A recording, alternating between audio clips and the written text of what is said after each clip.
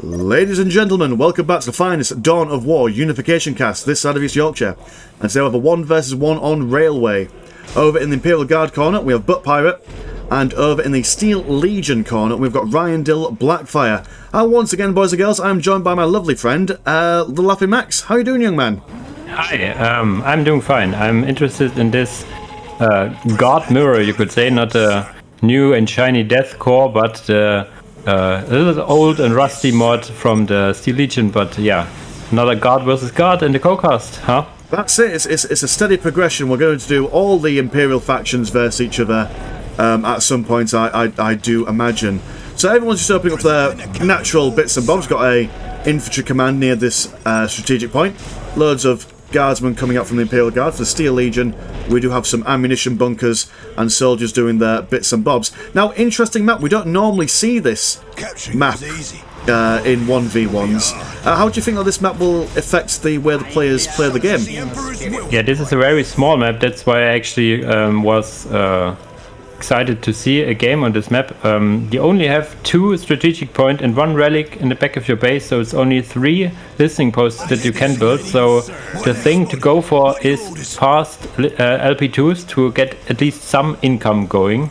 And then it's the question, you don't want to be over aggressive, because if you lose some you can't replace it. So this will play probably in the hands of these 2 more defensive factions. So maybe we have a little stalemate at some point, but I'm really interested how this will break up in the end, because both sides have artillery options and whatnot.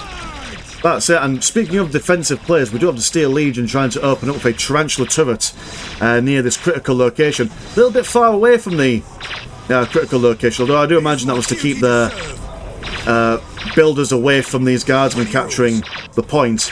We do have a command squad going slow but surely whittle their way through the tarantula turret. Do manage to get that, and then deciding to fall back. Its commander very, very low on health at the moment. So no defensive players going on over there. Back at critical location on the right hand side of the map. Currently untouched at the moment. It does look like that the left field is going to be the mainstay of combat. Sentinel out on the field, going to tank all the damage from the commander, and it's a bit of a rough situation this command squad's in. Yeah, I'm really how should I say, astonished how much damage the Sentinel is doing. So the Steel Legion got the tank specialization. That's the where you can get the Sentinel in tier 1. Normally it doesn't deal a lot of damage in tier 1. Maybe this was buffed without knowing me and without me knowing. But yeah, the Sentinel was really weak before. Maybe it's a little bit better now. It's going to say on the unit card at the bottom, it does say that it's anti-infantry. So yes, maybe that's been a little bit of a change.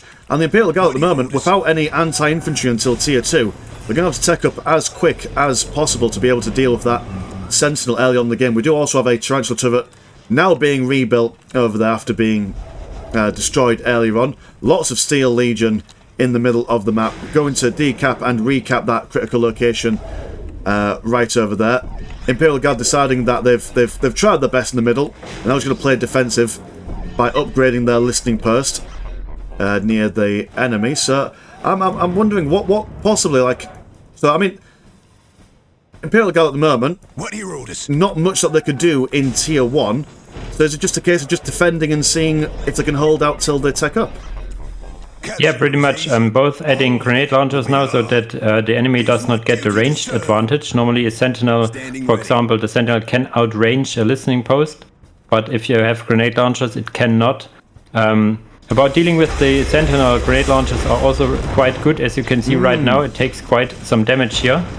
Actually, yeah. Now that you say that, now that you say that, the what was it? 2 rounds of grenade launchers. I mean, they've only got 3 in the squad of 5, and just two salvos from them brought it almost down to half health. So yeah, maybe that Sentinel isn't going to be the be all and end all of this match. Yes, that would be really bad, because then would always go for Sentinels, I suppose. But you may say that it's really bad in tier 2 then, but it, I think, gets additional health the more you tech up as well, so it scales a bit. But in general not, how should I say, not as good as your IG Sentinels, as you have access to it earlier. How is the tech progression going? IG almost has enough for taking up, and how is it for going for Steel Legion? I don't see any teching for now. No, both sides seem to be quite comfortable in tier 1 at the moment. It does look like that. There we go. Imperial Guard now going for their tier 2. Got looking at the economy at the moment, 80 and 30 for the Imperial Guard compared to the 68 and 20 for the Steel Legion. So while the Steel Legion do have this critical location in the middle, the Imperial Guard at the moment do have the economic sleight of hand, so to speak, and they're building up on it by building up more and more plasma generators. I mean, 4 plasma generators this early on in the game, it does signal to me that they're either going to put a lot of resources into their tactical control, or they'll be busting out some vehicles soon once they've finished teching up. Yeah, and also, again, because it's a small map, you're relying also on the requisition income upgrade pretty much to get the most out of your listening posts, which in turn costs a lot of power. But yeah, I would also imagine that they get some vehicles out in tier 2. And here, something, there's a really cheeky post heavy bolter turret. I wasn't aware that there is a path, but now there isn't. There's a turret. There we go, and you're right in the assessment. That is probably the most cheekiest of all heavy bolter turrets that we've seen on the channel so far. Even the Steel Legion are not aware of what's going on here, and I imagine, if I can have a look, yeah, it's ever so slightly, if you look at the Fog of War from the Steel Legion's perspective, it's just on the cusp of... that is beautiful placement, wonderful. I don't know if this was planned by Butt Pirate, but if he knew the exact range of line of sight, and obviously, I mean, on the normal rules of physics, this piece of mountain would stop the bullets from firing at them, but if the Steel Legion do decide to push up towards the listening post of the Imperial Guard player, the heavy bolter will still be able to fire at them. So wonderful placement by Butt Pirate there. One last thing, IG was also a little more cost effective. They had 2 guardsman squads not fully reinforced and could tech, whereas Steel Legion had to put more, did put more resources in their infantry before teching. So a little something you almost forget, that just not reinforcing can save you money. And now he's upgrading the heavy bolter turret with plasma weaponry, which will melt any infantry in the vicinity. And also now tier 2 is happening. A heavy weapon squad is up. How is it going for Steel Legion? Are they tier 2 yet? I haven't looked. I haven't seen any tier 2 nonsense going on at the moment. They are going for Chimera Hellhound tank, so that tells me that... I mean, they are tier 2. Yeah, tier 2. Oh, is it the flags on top that tell you whether they're tier 2 or not? I can never remember for the life of me. I have no idea myself, but the Hellhound add-on is most certainly tier 2 add-on, so Hellhounds can help you break such a stalemate as you have here, but you have to support them. You cannot send them in alone, or you can send them in while you're, how should I say, have the attention of the enemy at one point and send the Hellhound on the other side. So this is the 2 ways you can go about it.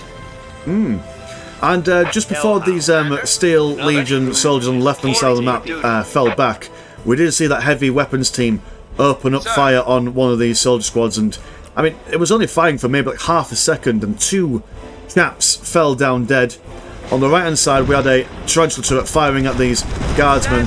Not as damage-intensive, but it was still enough to keep this guardsman at bay. We do have a Hellhound now just swarming in to the side of the Imperial Guard base, and that fiery turret on it doing some serious damage. These guys are going to have to fall back into the mechanised command of the IG to keep themselves safe. Heavy weapons team going to move round to the right side of the map to, I assume, for defensive purposes. I imagine this Imperial Guard player is quite content sitting in the base at the moment, probably going to build up as much as they can before pushing out. Yeah, this was quite a mistake. Showing the Hellhound and then not moving in is a mistake, because you gave the IG now time to get a Sentinel, get a heavy weapon squad and whatnot. If you play a Hellhound, you want to have it early on and then just move in, because every second that the enemy knows you go for Hellhounds, it can be countered quite easily, as you see here, explode, and yeah, didn't really pay off for it, I would say. But I mean, I do quite like the 360 flame spin that it did. That was very aesthetically pleasing, I suppose. But yeah, you were absolutely right. Giving the Imperial Guard enough time to get 2 whole Sentinels out, and straight out from the box, these guys don't mess around with vehicles, and they will sort this tarantula turret out, giving these Imperial Guardmen enough time and enough space to capture this critical location on the right side of the map.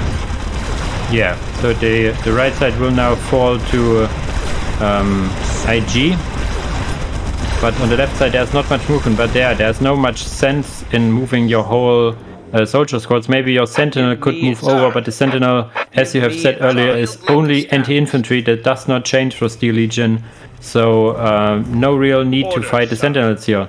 But we have a tarantula turret upgraded to with last cannons in the base. Maybe even a second turret will be upgraded as well. So maybe, the advance of the Sentinels will stop here. Gonna say that last cannon does some meaty damage towards that Sentinel. But to be honest, I think in the grand scheme of things, the IG player does have the defensive advantage over here. Both avenues of the map are covered by heavy weapons teams. On the left hand side, we also have that all-important cheeky turret in that little curve over there. We do have a tank ace moving forward. Now I'm quite interested to see how this guy's going to do against the entirety of the Imperial Guard. Although the Steel Legion infantry are got a little bit behind at the moment, but they will follow up. He is going to focus down on the heavy weapons team, although not doing all that much damage in the grand scheme of things. It does look like the Thyker did the Curse Machine Spirit on that tank ace over there. So this is the tank ace is a hero tank, you could say, for the tank specialization of the Legion. You can see it here in action. It's Lehman Russ in tier 2, so really early Lehman Russ, limited to 1. Can get some cool upgrades for some abilities as well. Also has aura for vehicles around it, so really good tank. As you can see here, it can tank quite a lot, but you need some repairs, my friend. Maybe a Trojan would have helped you quite a bit. But the listening post goes down, IG has to fall back, but if we look at the HQ, they are almost tier 3, so they need just to hold this advance, and then they have the tech advantage and should be able to capitalize on that. Yeah, speaking of capitalising on things, the tank ace has been destroyed by the Sentinels. Like you said, they have lost their listening post, which is not ideal. It will take them a while to, 1, rebuild it, and 2, get it back to tier 2. But the tank ace, that is not something that you want to lose in an engagement. Sentinel is going to charge forward and see if he can do any bits and bobs, but will be shot down by the tarantula turret upgrade with a las cannon. And at the moment, it's a bit of back and forth at the moment. Some deep strike stormtroopers will be able to, well, when I say they will be able to do some decent damage, the grenade launchers of the staunch Imperial Guard will knock them back somewhat, I suppose. Yeah, these stormtroopers are nothing to sniff at normally, but grenade launchers are really good. As a disruption, they need to get that in the second row, let the soldiers tank and then go in and deal the damage, but they're not moving in right now. They also will not be infiltrated. You normally can infiltrate it if you go for the armored fist, and there's a big artillery shot of a new IG artillery piece, the Griffin. I was going to say that it did some serious damage to the squad over on the left-hand side of the Steel Legion's formation. That's a chunky. But let's have a quick close-up of that while it's going on. Just stubby guns. That's what I like, and I do quite like the was a little light that comes up on top of it. That's a very sexy tank, if I have to say so myself. Although the tank case, I mean, if we're taking measurements into account, the tank case has got a longer barrel, so we'll just have to see, does size matter when it comes to a tank battle? Yeah, and the range on the tank ace it seems a bit off. It looked like he was attacking the base from over there. Maybe a bug with it. I don't know. And one thing about the Griffin is that it is limited to 1, and that it has a special smoke grenade that infiltrates your unit, if I do remember correctly. So this is a very special artillery piece. Speaking of artillery, a Basilisk is out now on the right side next to a heavy weapon team. Really good to have something to defend. And a Chimera also coming out now. So this looks like, how should I say, fortification game here. It does, and have they updated the Basilisk model for the Imperial Guard? Because that is not to overuse the word sexy, but my God, that's a tasty looking tank right there. I love all the backpacks and all the bits and bobs on the side of it. The tank ace range. What is going on? Jesus, that is quite an impressive range. Now, I think that in a game of tank battles, I wonder if maybe the Imperial Guard player has the slight advantage of having the command squad with their Psyker having access to Curse the Machine Spirit, and the fact that every single Imperial Guard unit can also have a Psyker in there as well. So anything that the Steel Legion throw at the Imperial Guard can be temporarily disabled by the Imperial Guard here. Yeah, it's most certainly an advantage here. The Steel Legion, as one of the older mods, has some weaknesses, of course, but it also shows its strength here quite well. We have now also soldiers with some rocket launchers here to fight against the Sentinel, so the Sentinel will not take down the tank ace, but I can only repeat myself, get a Trojan out, my friend, to repair. Will be so good. So a little long range engagement here, the tank ace firing from afar, but also the artillery pieces of IG working on. The cheeky turret is was taken down, but another one.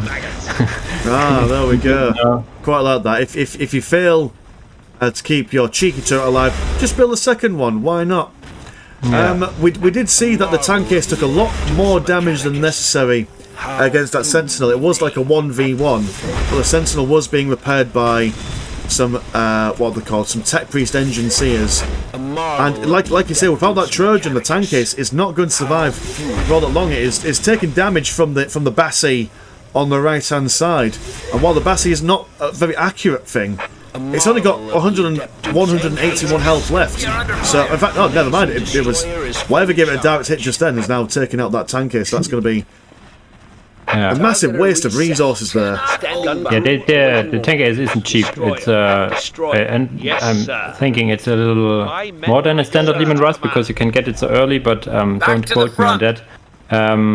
Yeah, and the tech advantage is clearly in IG. I have not seen any tier 3 stuff from the Steel Legion, but we have now Kazakin out, we have Ogrins, and we also have sorry to interrupt, I was just going to say that we also have a Vindicare Assassin, and I think that's what gave the final shot to the tank ace. So he's just below the command squad at the moment. Yes, he's firing away at those soldier squads. So it's a very cheeky play. This lots of cheeky things going on. Sadly, the artillery unit on the northern side of the map for the Imperial Guard has gone down to the destroyer. I do quite like all the Steel Legion tanks. All their turrets, not turrets, all the barrels for their tanks, huge. They're certainly compensating for something, let me tell you. Yeah, how long can the barrel be? Yes. And also the Vindicare Assassin has really good line of sight, so giving line of sight for the artillery in this forward position. No detection for... there we have a strafing run, Jesus. That's beautiful. Right in the middle of them. There we go, so breaking the morale of quite a lot of these soldier squads. Although, even with the morale broken, with 2 whole tanks and a third tank ace in this game, they will be able to push forward a little bit. Heavy bottle turret now been upgraded with some missile launchers, firing away over in the mountains. We do have a Chimera coming forward, laden with lads and lasses. Although all the guardsmen around the back, they're not getting all that many shots off. Willing to move forward a little bit just to add some fire support. But there we go, some Ogrins popping out of the Chimera, going to be going toe-to-toe with this destroyer. And the destroyer, as tanky as it is, being a tank, will not be able to survive very, very long with these Ogrins in the mix, as well as a priest in there. The Ogrins kicking and punching the destroyer into pieces. Now the tank ace, IG is even tier 4 now, having the tech and probably also economy advantage. And Rendell calls the GG here. Pretty interesting game, as it wasn't, how should I say, action-packed all the time, but really strategic maneuvering, you could say. I liked it. Yeah, it was. I imagine that peculiar maps have peculiar games, and it wasn't a standard game, but we saw lots of defensive plays, We saw the Steel Legion in particular being very, very aggressive all the way through the game, trying to get into these listing posts. But I do believe that those turrets combined with the heavy weapons teams, and especially this Basilisk, forgotten on the right-hand side of the map, getting extra work in there. So phenomenal stuff from both players. Before we go, Max, would you like to plug your channel? Yes, surely I am. If you are more, or if you want to see more Unification stuff, I have you covered. I have casts, I have guides, I have a Let's Play, and I will do another Let's Play once the newly released campaign add-on is a little bit fixed more, which should be soonish. But also, if you're a German guy, or at least knowing German good enough, I have a lot of Let's Plays and stuff as well in German, if you want to watch it. And recently you did a video with sorry, I always mispronounce his name. Is it Caldaris? Caldaris, yeah. Yes, you did a wonderful it was a you have a series called Bro Op, don't you? And yes, that's very interesting. Yeah, it's for Bro Up is a format I have in German for quite a while, but for Unification I do it in English, of course, and it's more how should I say, relaxed survival game, while I have some questions prepared for my guests. My first guest was Caldaris, the OG YouTuber for Unification. I have a few guests in mind. One is co-casting with me right now as well, so there will be more of this. Phenomenal stuff. Okay, well, thank you ever so much, Max, for joining us, and thank you guys at home for watching. And yeah, we'll see you in a bit. Peace. Bye bye.